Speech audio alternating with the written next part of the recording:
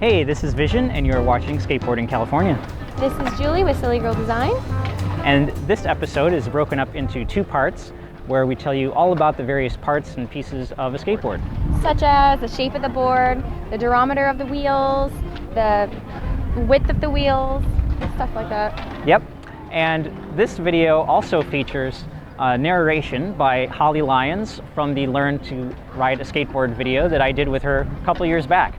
So if you hear this other girl's voice, you're like, who is that? That's Holly Lyons. I love you, Holly. Hi. So, okay, here we go. We're going to see all the parts of a skateboard laid out. First is, of course, the deck or board.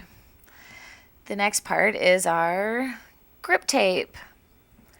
This is a nice sheet of black, simple, solid grip tape. Grip tape comes in lots of different colors, and you can use your artistic talent and cut out different shapes and sizes. Next up is a set of wheels. Oh, we need four, there's four. 2 in the front, 2 in the back. After the wheels, we have trucks. Trucks come in a set of 2, so we need a pair of trucks. There we go.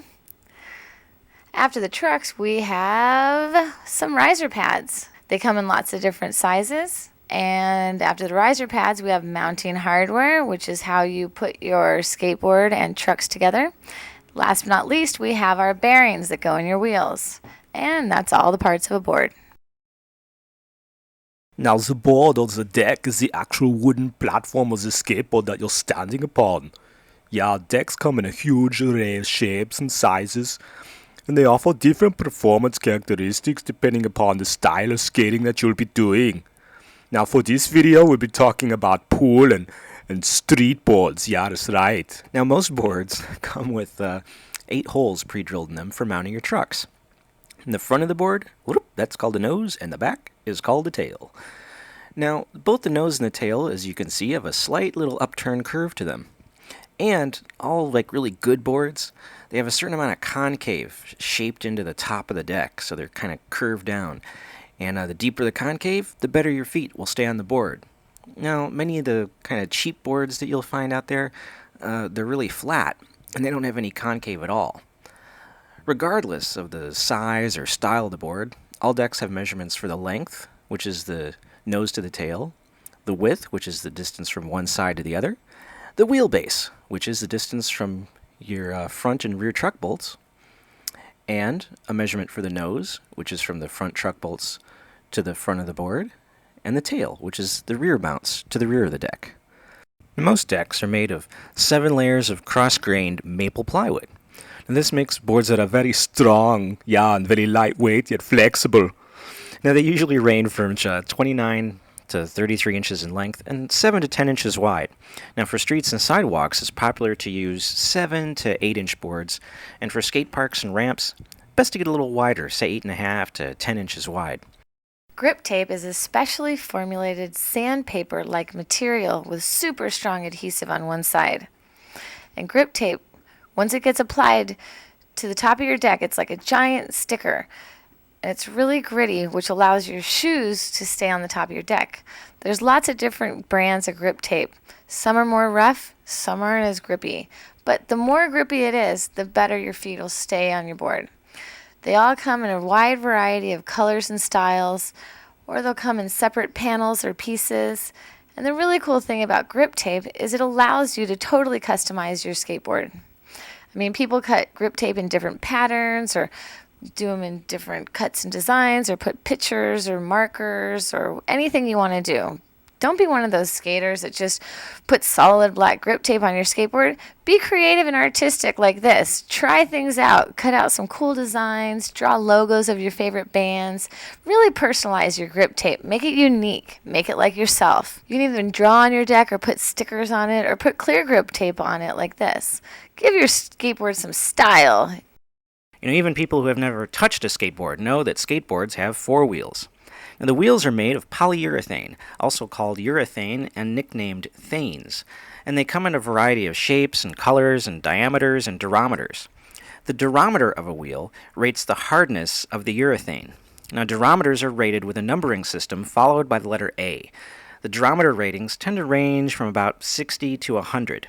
The lower the number, the softer the wheel. For example, a wheel with an 80A durometer is very soft, and a 97A wheel is a lot harder. So for you engineering types, here is a chart that will help you understand this whole durometer thing a little bit better. Now, what you really need to look at are those bottom 3 blue kind of bars. See the Shore A durometer, the Shore D durometer, and Rockwell R. Now, people that are the engineering types and who are really into all this kind of stuff, they get really annoyed when they see skateboard wheels that are over 100A in durometer. Because as you can see, the Shore A durometer scale only goes up a little bit above 95. So there's actually no such thing as a 100A or 101A durometer. You should technically be switching over to the Shore D scale, or as you can see at approximately maybe 50D on the Shore D scale is actually equal to about 95A on the Shore A scale. Now if you look along the bottom of our chart here, you can see rubber band, car tire tread, golf ball, bone. These are just things to give you a general idea of where these hardnesses sort of fall. And then of course on the top we have polyurethanes, rubbers, plastics, Teflon, polystyrene, nylon, acrylics, sort of giving you an idea of where these types of materials fall on the various durometer scales. Now this chart doesn't show every single durometer scale that there is. There actually is a B and a C scale in between the A and the D scales.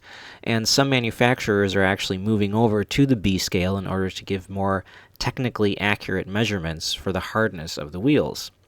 Now, why do you need to know how hard your skateboard wheels actually are? Soft wheels grip a lot better and they're less likely to lose traction. Now, harder wheels are a lot faster and they don't wear out as quickly. Softer wheels are typically used on rougher terrain and harder wheels on smoother terrain.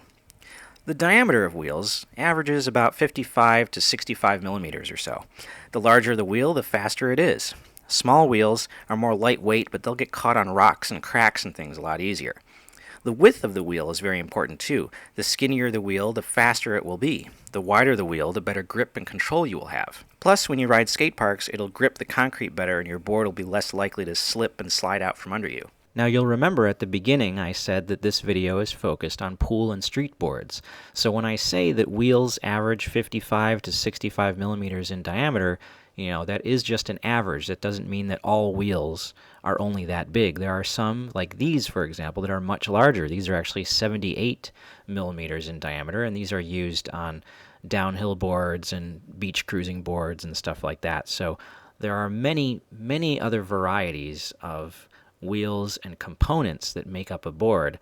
But for this video, again, we're just focused on mainly pool and street stuff. So, thank you for watching this episode. Be sure to go check out episode 2, the continuation of showing you all the parts of a board.